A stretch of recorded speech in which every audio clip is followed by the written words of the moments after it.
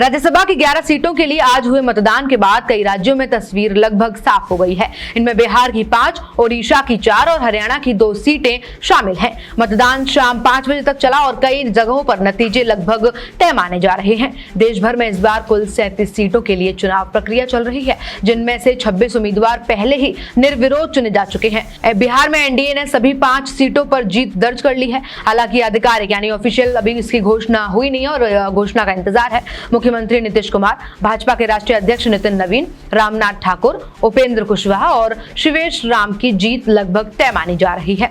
जानकारी के मुताबिक नीतीश कुमार और नितिन नवीन को 44 वोट मिले हैं। वहीं रामनाथ ठाकुर और उपेंद्र कुशवाहा को 42 वोट मिले हैं। 5वीं सीट के लिए पहली वरीयता में शिवेश राम को 30 वोट मिले थे, लेकिन दूसरी वरीयता की गिनती में उन्होंने आरजेडी के एडी सिंह को हरा दिया। एडी सिंह को 37 वोट मिले थे।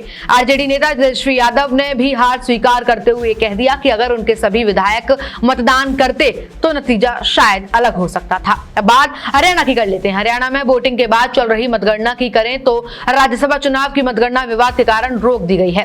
3 वोटों पर आपत्ति दर्ज होने के बाद काउंटिंग शुरू नहीं हो सकी। जिन वोटों पर सवाल उठे उनमें परमवीर सिंह, भरत बेनीवाल और मंत्री अनिल विज के वोट शामिल गए। बीजेपी के पोलिंग एजेंट गौरव गौतम और इलेक्शन एजेंट किशन बेदी ने 2 कांग्रेस वोटों पर आपत्ति जताई। दूसरी ओर कांग्रेस ने अनिल विज के वोट पर सवाल उठाया। विवाद के कारण 1 घंटे से अधिक समय से मतगणना रुकी हुई है।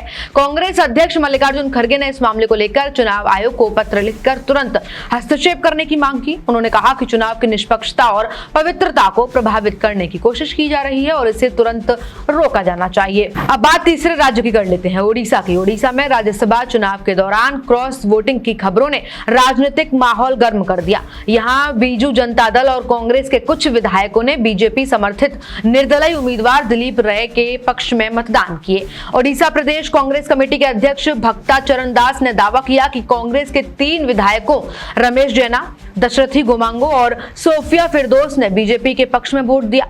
वहीं बीजद विधायक देवी रंजन त्रिपाठी ने भी सार्वजनिक रूप से कहा उन्होंने भाजपा समर्थित उम्मीदवार को वोट दिया।